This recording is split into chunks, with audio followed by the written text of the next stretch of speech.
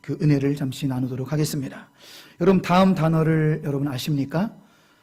네. 자, 헬조선이란 말 여러분 많이 들어보셨죠? 이 말은 뭐 너무 유명해가지고. 근데 꼭 저 헬조선은 우리나라가 좀 너무 나쁘다라는 의미보다는 그만큼 청년들이 살기 힘들다라는 걸 대변하는, 자, 그런 결혼을 해야 되는데 집을 살 수가 없어요. 한 집을 살 수 있긴 합니다. 한 85세까지 월급 모으면 돼요. 그러니까 현실이 안 보이는 거죠. 애는 나라고 하는데 날 수가 없는 이런 환경들, 결혼할 수 없는 환경들, 이렇게 현실의벽이 너무 높기 때문에 우리나라 살기 힘들다. 뭐 다른 나라도 힘든 건 마찬가지지만 청년들이 어쨌든 느끼기에는 힘들다라는 걸 표현한 것이 헬조선이고요. 이 생망은 무슨 뜻인지 아는 청년 있으십니까? 네, 이번 생에는 망했다. 청년들의 절망감을 표현한 말이고, 또 다소 뭐 기독교적인 생각은 아니지만 이게 청년들이 쓰는 언어입니다. 언어. 청년 기독교인들 쓰는 말이에요. 청년 기독교인들도 이 생망, 이번 생에는 망했다. 그러니까 욜로가 된 거죠. 욜로. 노세노 젊어서 노세. 욜로는 뭔 뜻인지 아시죠? You only live once. 너의 인생은 한 번밖에 없는 인생이니까 지금 이번 한번 즐기자, 그거예요. 그래서 6개월 동안 알바하고 해외여행 다니고 다시 또 바닥에 돼서 6개월간 알바하고 또 해외여행 가고, 그렇게 욜로로 살면 행복할 줄 알았는데 너무너무 돈이 많이 들고 힘들어요. 그래서 새로 나온 단어가 뭐냐면 소확행이라는 단어가 또 청년들의 신조어입니다. 소확행이 뭔지 아십니까? 막 지어내시네요, 우리 장 집사님. 막 시인이 막 지어내시네요. 욜로로 살아보니까 이것도 행복하지 않은 거예요. 돈도 없고 비용도 많이 들고 행복할 줄 알았는데 만족감이 없기 때문에 소소하게, 확실하게 행복하게 살자. 소소하게 확실히 행복하려고 그랬는데 이것 또한 만족감이 없어요. 왜 그러냐면 여러분, 세상이 고장났기 때문에 세상 어느 곳에 있든지 아무리 물질이 많든지 없든지 우리 만족감이 없는 거예요. 자, 고장난 세상, 고장난 사람들이 우리가 살고 있습니다. 자, 왼쪽에는 이렇게 세계 한쪽 인구는 지금 비만으로 죽어가고 있죠. 그렇지만 지구촌 반대편에는 5초마다 한 명씩 굶어 죽고 있어요. 그럼 전 세계 인구가 76억이거든요. 2019년 1월 기준으로 전 세계 76억인데 지구 총 그 식량 생산량은 120억 명을 먹고도 남습니다. 그런데 한쪽은 비만해 죽고 한쪽은 굶어 죽습니다. 세상이 고장나서 그래요. 세상이 고장났어. 다음 사진도 보실까요? 자, 한쪽 지구촌 어린아이들은 요즘 뭐 소아비만, 소아당뇨, 지구촌 한쪽의 어린이는 뚱뚱해서 저렇게 병이 생기는데 지구촌 반대편에 있는 애들은 또 오점에 죽어가고 있다는 거죠. 특히 오른쪽에 있는 사진은 그 퓰리처상을 탄 그런 안타까운 사진이기도 합니다. 저기 여러분 어떤 사진인지 아시는 분 아시죠? 대머리 독수리는 시체만을 먹는 그런 독수리예요. 그러니까 애 죽을 때를 기다리는 거예요. 하도 많이 죽어나가니까 대머리 독수리도 아는 거죠. 이제 좀 있으면 죽겠다. 시체만 먹는 대머리 독수리가 애 죽으면 먹으려고 기다리는 거예요. 지구촌 한쪽 곳에 지금 계속 저렇게 죽어나가고 있는 거죠. 마태복음 24장 7절의 성취입니다. 곳곳에 지진과 기근이 일어나리니. 우리가 이해할 수 없지만 고장난 세상에서 이런 일이 지금 성취되고 있는 거죠.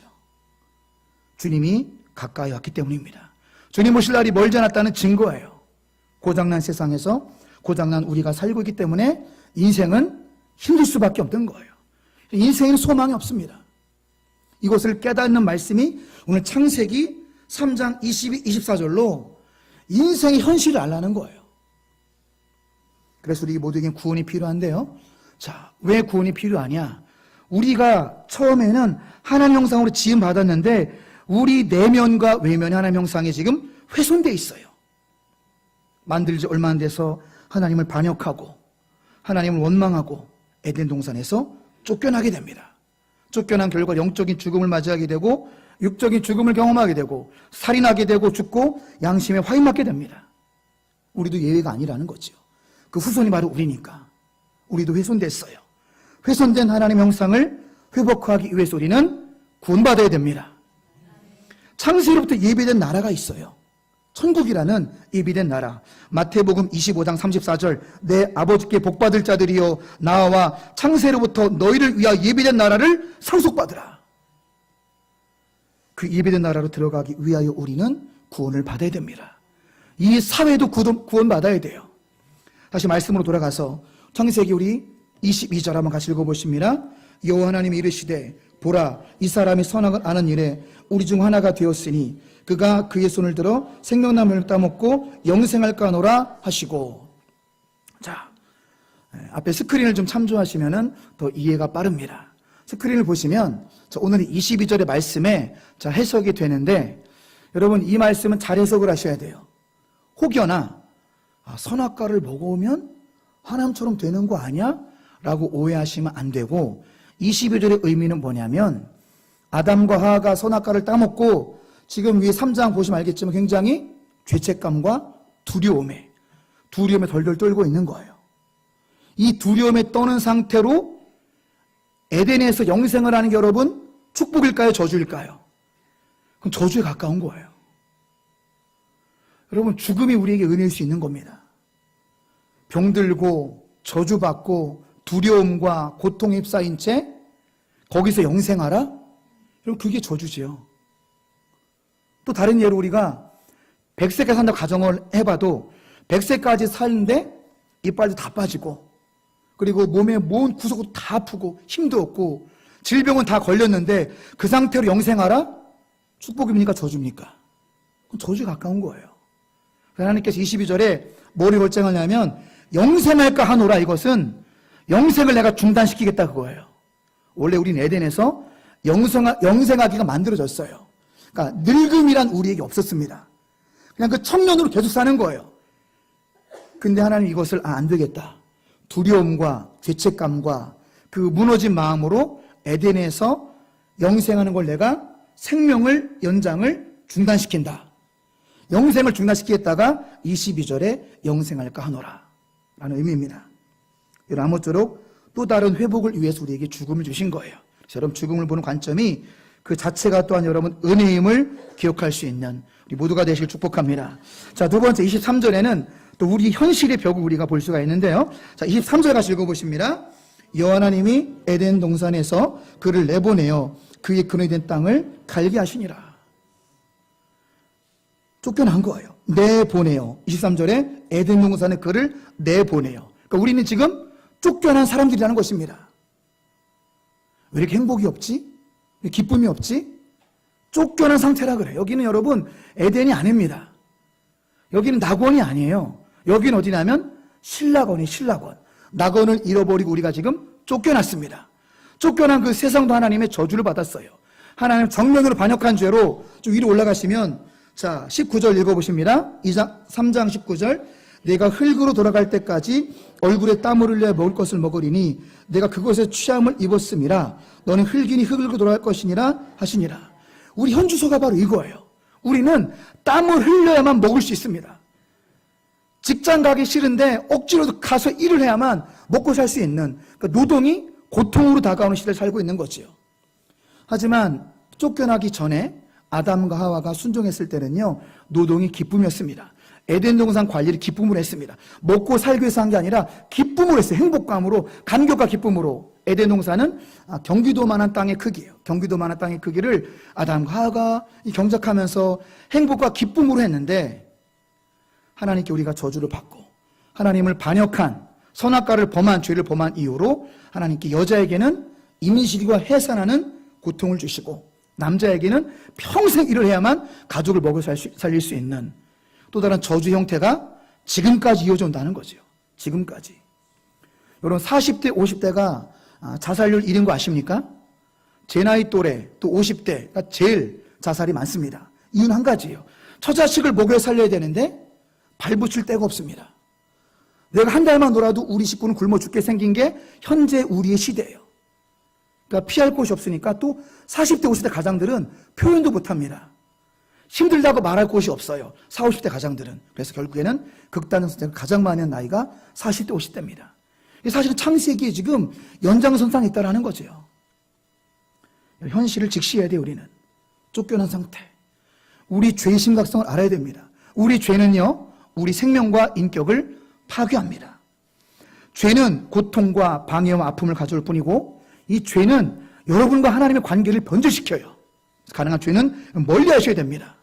우리 전적인 상태에 있는 우리 불쌍한 사람들이에요. 우리 현주소는 전적 타락. 누군가 절대자의 손이 내려오지 않으면 도저히 구원받을 수 없는 전적인 타락의 상태. 그래서 하나님께서 개입하셔야만 우린 죄의 문제를 해결할 수 있고, 하나님이 개입하셔야만 죄의 결과에서 이루어질 수 있습니다. 이 은혜를 기억하시기 바랍니다. 만약에 우리가요, 죄로 넘어진 그 무너진 마음의 상태로 있으면 여러분 여기 올 수 없습니다. 죄악으로 모든 상태로 하나님께서 일으켜 세우지 않으시면 여러분 우리가 구원받을 수 없는 거예요. 하지만 저와 여러분이 지금 이 자리에 있는 자체는 뭐냐면 하나님이 우리를 회복시켰다는 증거입니다. 무너진 그 상태가 아니라 죄책감과 두려움과 고통이 그거 내버려둔 것이 아니라 우리 다시금 rise up, 일으켜 세우시고 회복시켜 주시고 주의 보혈로 덮어주시면서 죄 없다 말씀하셨기 때문에 이 자리에 있는 줄로 믿습니다. 이게 은혜예요, 은혜. 그래서 24절 말씀 보면서 우리는 영원한 생명을 위해서 구원을 받아야 되는데, 우리 24절도 같이 읽습니다. 이같이 하나님이 그 사람을 쫓아내시고 에덴 동산 동쪽의 그룹들과 두루 도는 불가를 두어 생명나무의 길을 지키게 하시니라. 다시 한번 이 말씀을 통해서 여러분 현실을 직시하시기 바랍니다. 현실을. 우리가 지금 쫓겨난 상태고요. 자, 두 번째 스크린에서 두 번째 줄에 있는 것처럼 다시 돌아갈 길이 막혔습니다. 쫓겨나서 돌아가고 싶은데 우린 쫓겨난 이 고장난 세상에서 돌아갈 길이 막혔습니다. 이것이 하나님께서 말씀하신 선악과를 먹는 날에는 반드시 죽으리라. 완전히 쫓겨남으로 영적 단절. 이게 죽음이에요, 죽음. 그럼 어떻게 하면 될까요? 다시 돌아갈 길을 하나님이 막아놓으셨어요.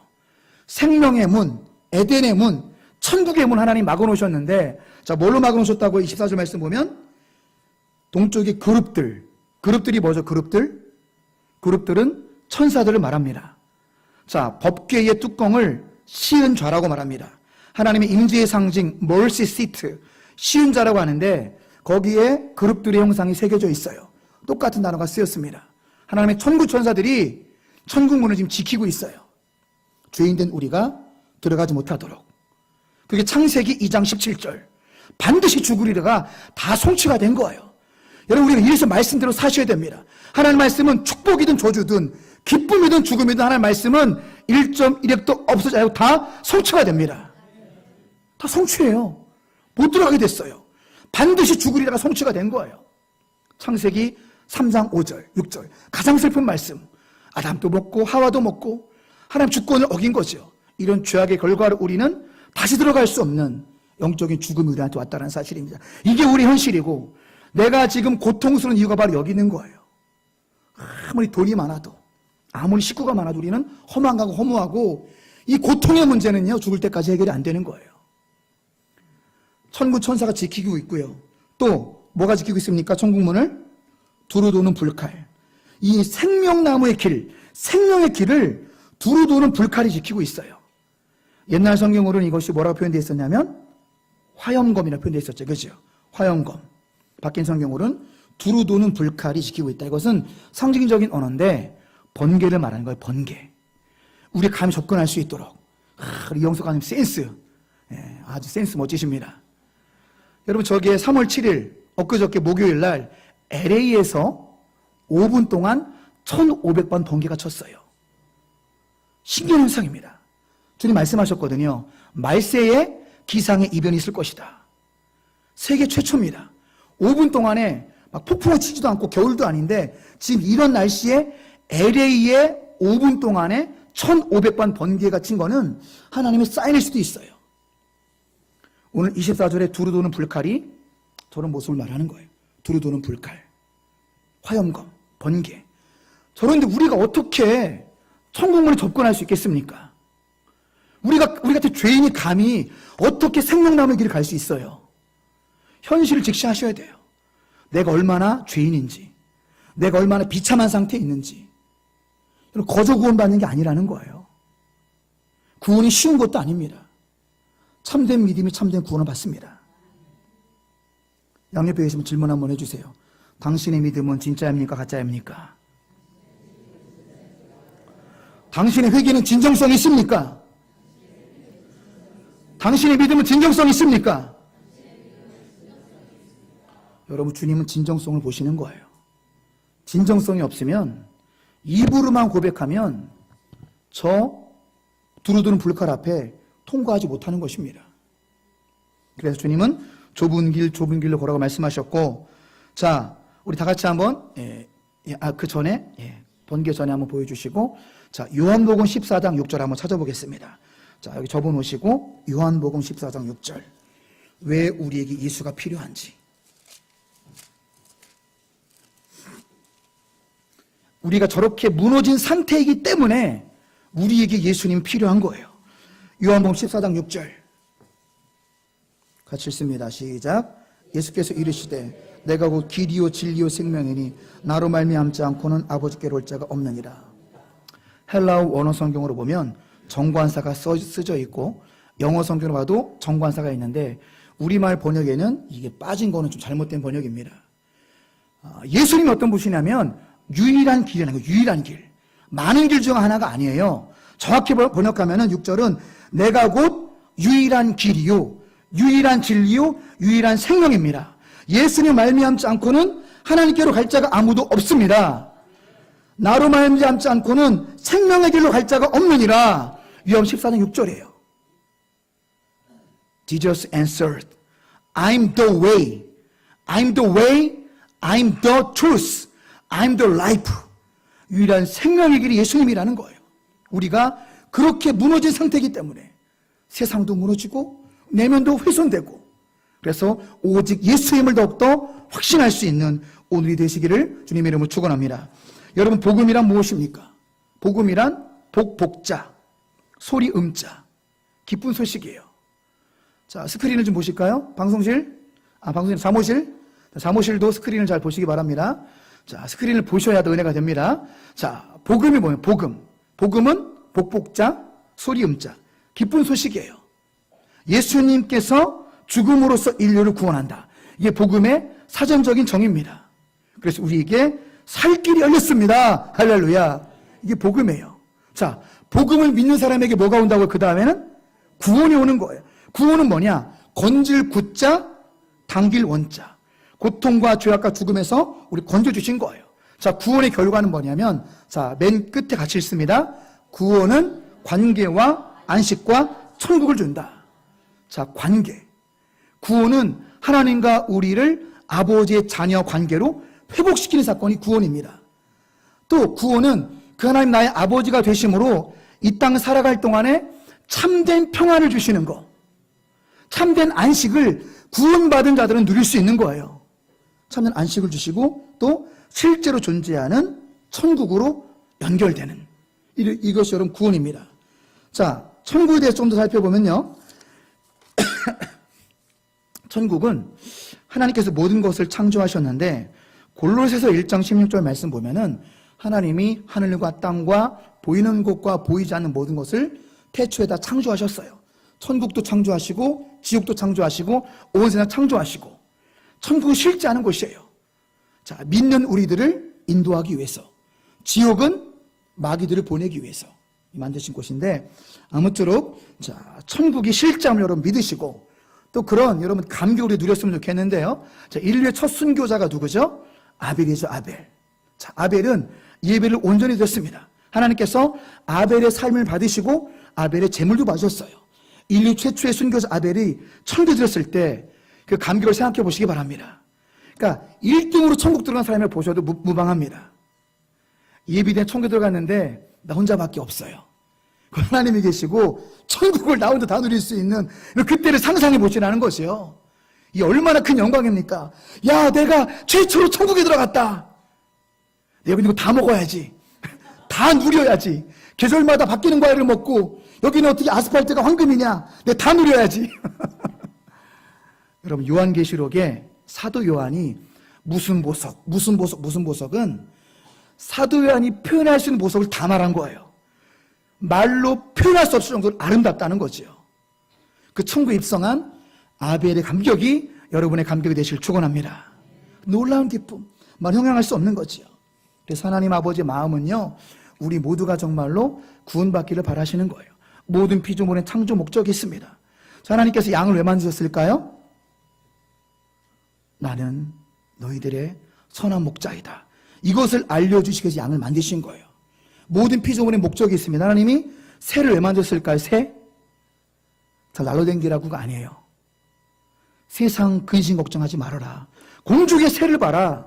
농사도 짓지 않고 길쌈도 매지 않고 아무것도 하는데 내가 먹여 살리는데 하물며 사람일까 보냐. 의식주 때문에 제발 고민하지 말거라. 할렐루야. 주님이 그걸 가르치기 위해서 새를 만드신 거예요. 하나님이 낙타를 왜 만드셨어요? 낙타? 이쯤 되면 딱 이제 떠오르시죠? 낙타를 왜 만들었을까요? 제물로는 천국 들어갈 수 없다. 돈으로도 못 가요. 하나님 나라. 벼슬로도 못 가요. 하나님 나라는 뭘로 가죠? 믿음으로 가는 나라. 하나님 나라. 예수 말씀하셨습니다. 시각적인 설교죠. 왜 자꾸 돈에 집중하느냐? 왜 돈을 탐하느냐? 어찌 네 우선순위 돈이냐? 너 하나님과 재물을 겸하여 섬길 수 없고 자꾸 너 돈 거리면 네가 천국 들어가는 게 얼마나 힘드냐면 차라리 저 낙타가 밤에 길어가는 게 더 쉽겠다. 야. 재물로 천국 들어갈 수 없음을 말해주고 하나님께서 낙타를 만드신 거고요. 하나님 꽃을 왜 만드셨어요? 꽃. 모든 피조물엔 창조 목적이 있어요. 꽃을 만드신 이유는 메시아라는 이름, 구원자, 그리스도, 지저스, 예수 그리스도. 세상 가장 아름다운 이름인 줄 믿습니다. 가장 아름다운 분, 온 우주에서 가장 아름다운 분은 메시아다, 그리스도다, 예수님이다. 이것을 알려주겠어. 찬송가에도 있잖아요. 저장미 꽃 위에 있을. 다 메시지가 있는 거예요. 가장 아름다운 이름은 예수님이다 알려서 꽃을 만드셨고, 하나님이 물을 왜 만드셨냐? 육신이 갈증이 나면 물을 먹어야 해갈이 되듯이 우리 영혼도 생수의 강, 성령님, 예수님을 영접을 해야만 영적인 목마름이 해결된다. 가르치기 위해서 물을 만드신 거예요. 이게 하나님 아버지의 마음입니다. 나도 구원받고 온 인류가 구원받길 원하는 하나님 아버지의 마음. 그래서 우리는요, 나의 구원만 생각하면 안 됩니다. 우리는 나의 구원뿐만 아니라 인류를 생각해야 돼요. 인류의 현재의 삶을 우리가 회복시키는데 일조를 해야 됩니다. 세상의 불의 그냥 보고 있으면 안 됩니다. 불의가 종식되도록 액팅도 있어야 되고요. 불의가 종식되도록 우리가 기도해야 됩니다. 어두운 곳에 빛을 줘야 되고 부패된 곳에 소금을 뿌릴 수 있는 그런 삶을 살아야 돼요. 갑자기 왜 팔뚝이 나왔냐? 많이 보던 팔뚝이죠? 제 팔뚝 많습니다. 팔뚝을 보지 마시고 팔찌를 보시기 바랍니다. 자, 팔찌 뭐라고 써져 있습니까?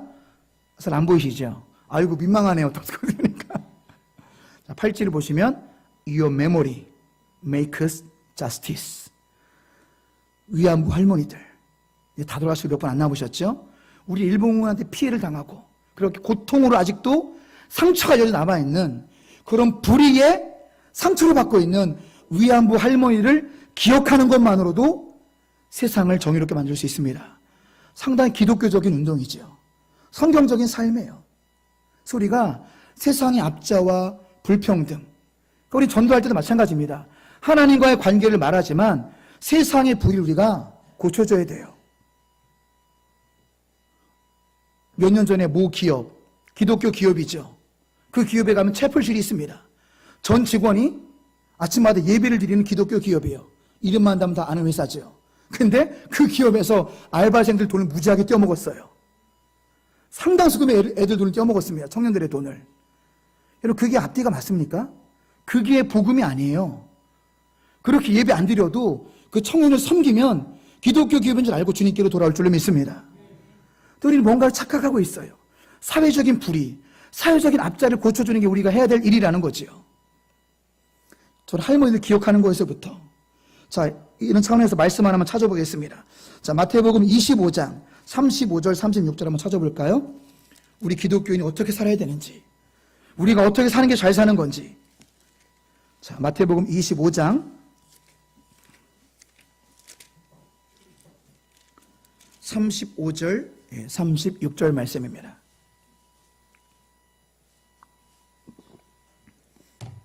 자, 아까 말씀드린 34절과 사실 연결된 말씀이에요.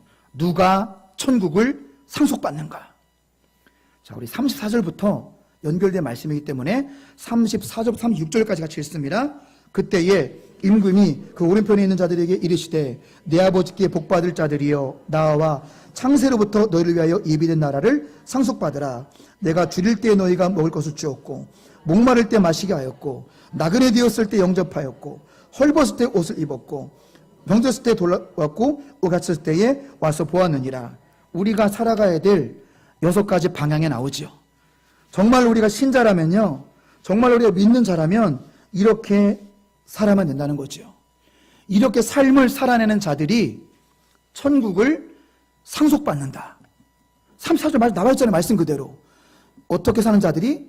35, 36절까지 사는 자들이 천국을, 예비된 나라의 천국을 상속받을 진짜 신자라고 말하고 있는 것입니다. 그러니까 우리 교회가 진짜냐 가짜를 알아보려면 이 말씀과 비춰보면 돼요. 나는 줄인 자에게 먹을 것을 주고 있는가? 우리는 목마른 자를 마시게 하고 있는가? 우리는 나그네들을 영접하고 있는가? 세계 난민의 문제도 이런 시각으로 접근해야 되는 거예요. 나는 헐벗은 자에게 옷을 입혀주었는가? 나는 내 주변에 우리 교인들뿐만 아니라 이 사회에 병든 자들을 우리는 돌보고 있는가? 공주 교도에 갇힌 자들 우리는 좀 섬기고 있는가? 이런 자들이 진짜 믿음의 증거라는 거죠. 그래서 우리는 작은 몸부림을 치고 있는 거예요. 스크린에 있는 것처럼. 그럼 우리가 할 수 있는 일은 무엇인가? 작은 것부터. 이 지역의 엄마들이 걱정을 많이 하고 있습니다. 트럭들이 막 지나간 대로가 우리 교회 앞에 있잖아요. 작은 것부터 실천하자. 엄마들의 좀 걱정을 좀 덜어주자. 일주일에 2번이라도. 그래서 우리는 교통 안내를 하면서 주님께서 말씀하신 사랑을 실천하는 거예요. 이것이 그들의 전도와 또 복음으로 이어져서 그들이 구원받을 수 있는 길이기 때문에 사랑을 실천하고 있는 거죠. 또 사랑만 하면은 또 그들은 복음을 몰라요. 그래서 우리는 사랑을 전하면서 동시에 복음을 외치고 있습니다. 엊그저께 교대 앞에서 피해를 안 주는 범위 내에서 잔잔하게 찬양을 하면서 동시에 선포됐습니다.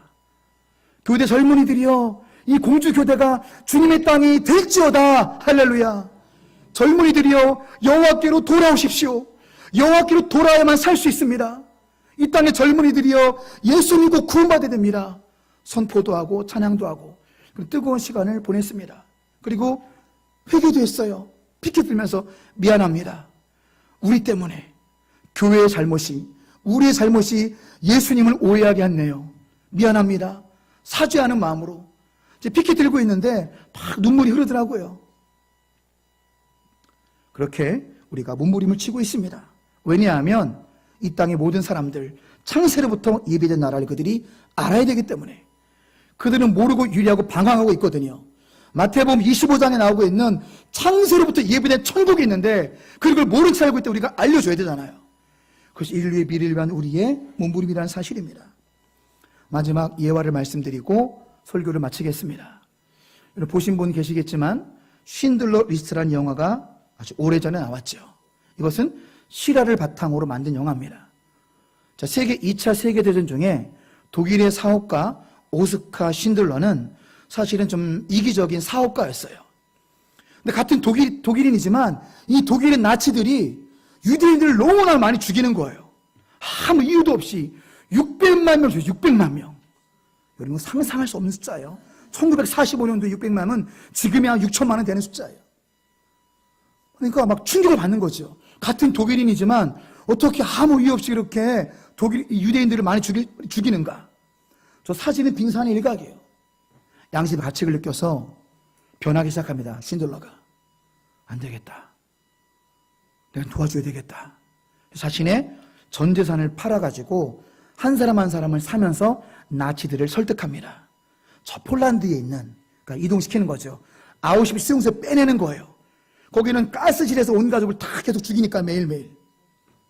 그래서 폴란드에 있는 독일군 무기공장, 도금공장에 가서 자, 일을 시켜야 되니까 글로 좀 사람 좀 옮겨주십시오. 설득을 합니다. 로비하고 자신 전 재산을 다 주면서 한 명 한 명 빼낼 때마다 전 재산을 다 주는 거죠. 그 독일 나치들한테. 그래서 이 사람의 희생으로 1200명의 유대인들이 폴란드 공장으로 이동하게 돼요.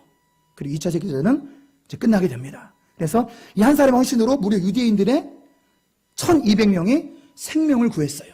1200명이. 그리고 그래서 그 명단이 적힌 게 두 번째 밑에 있는 이 장면입니다. 밑에 보이시죠? 종이. 저게 쉰들러 리스트예요. 쉰들러라는 사장에 수첩에 이름이 적힌 1200명을 살은 거예요. 그러니까 저기 명단에 적힌 쉰들러 리스트. 기록된 사람은 다 살았습니다. 여러분, 태신 작정서가 그런 가치가 있는 거예요. 하나님께 올려드리는 거잖아요. 여러분, 그래서 오늘 꼭 쓰시기 바랍니다. 오늘까지 마감할 거예요. 오늘 저녁 때 취합해서 내일 새벽에는 프린트물을 나눠드릴 겁니다. 여러분의 사랑하는 가족을, 친구를, 이웃을 쉰들러 리스트에 포함시키셔야 됩니다. 한 달 동안 기도했기 때문에 여러분 주변 사람들을 사랑하는 마음으로 내가 여기 있으면 요번이 아닐지라도 언젠가는 나의 가족이 구원받는다라는 마음으로 여러분 이거를 작정하시는 것이 영혼구원의 출발인 줄 믿습니다. 여기 쓰는 게 전도와 선교의 출발이고 영혼구원의 출발이에요.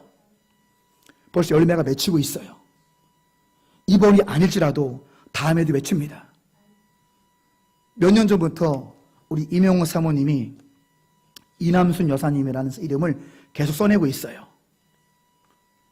한 2년 됐죠? 사모님 써내신 지. 하나님 어떻게 역사하셨냐면 그분도 주민자치위원이고 저는 그분과 상관없이 저는 주민자치위원회에 오래 들어갔어요. 그래서 임원 선출했는데 그분이 주민자치위원회 부위원장이 됐고 저는 그냥 위원인데 그러던 얼마 지나지 않아서 그분의 어머니가 돌아가셨습니다. 98세 노모가 돌아갔고 저는 전도 찬양에서 당연히 잔치장 가서 위로해드리고 손잡아드리고 그리고 돌아왔습니다. 고맙잖아요. 처음 보는 이 사람이 찾아와 주니까. 그리고 나서 우리 잠깐 차 마시는 시간이 있었어요. 그 번개팅을 했습니다. 위원장님께서 옛날 말이죠. 번개팅. 주민자치위원이 25명인데 자 동암교회 카페로 다 모이세요. 이게 여러분 기적인 줄로 믿습니다. 제가 말한 게 아니라 그냥 그분들이 이제 모이자는 거예요. 목사가 주민자치위원이 됐으니까. 그런데 몇 명이 왔냐면 번개팅이라 6명이 왔어요. 그 중에 한 명 이남순 여사님이 오셨어요. 그러면서 처녀 때 이후로 교회 처음 와본다고 하는데 거기서 6명 중에서 제가 가만히 있는데 그냥 불신자들이 오히려 그분을 전도하는 거예요. 집도 가까운데 오셔요. 그런 거예요. 대일 3동에 사시거든요. 대일 3동에. 그래서 그게 안 하시네요. 문턱이 너무 높아서 안 하시네요. 다른 분들이 저는 가만히 있는데 교회 좀 와요. 그래가지고 이미 반은 온 줄로 믿습니다.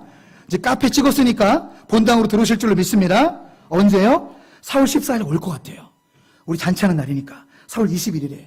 그러니까 당장은 아니더라도 기록해서 올리고 몇 해를 두고 기도하니까 지금 열매가 맺히고 있습니다. 그런 마음으로 여러분들 잊지 마시고 꼭 쓰고 가시기 바랍니다. 우리 목자님들도 권면하세요. 오늘 목장 예배 드리면서 확인하세요. 안 쓰실 분 있나? 다 쓰게 하시고 목자님들이 제출해 주시고 또 바쁘신 분들은 헌금하면 꼭 쓰셔가지고 내 사랑하는 사람이 꼭 구원받을 수 있도록 그것이 바로 전도의 출발임을 기억하셔서 전 성도가 동참하시길 축복합니다. 자, 결론 말씀을 정리하고 마치겠습니다. 같이 한번 읽어보실까요? 결론 힘차게 같이 읽습니다. 시작. 일생에서 제일 중요한 것은 구원입니다. 자, 두 번째, 나도 구원받고 남도 구원받게 하는 일생이 됩시다. 여러분 그렇습니다. 나 자신의 구원뿐만 아니라 우리 사회의 구원, 이 나라의 구원, 전 세계의 구원을 하는 일생이 되시기 바랍니다. 한 번밖에 없는 인생이잖아요. 소중하고 가치 있게 살아야지 않겠습니까? 그러기 위해서는 한 가지 더 실천사항을 다시 말씀드립니다. 서두 영상처럼 여러분 하루에 15분은 말씀을 보십시오. 왜 아멘이 없을까요? 다시 한번 하루에 15분은 말씀을 보십시오. 하루에 15분 이상 기도하십시오. 하루에 15분 이상 선행하십시오. 하루에 15분 이상 전도하십시오. 그렇게 여러분의 일생이 하나님께 위대하게 쓰임받는 복된 일생이 될 줄로 믿습니다. 기도하겠습니다.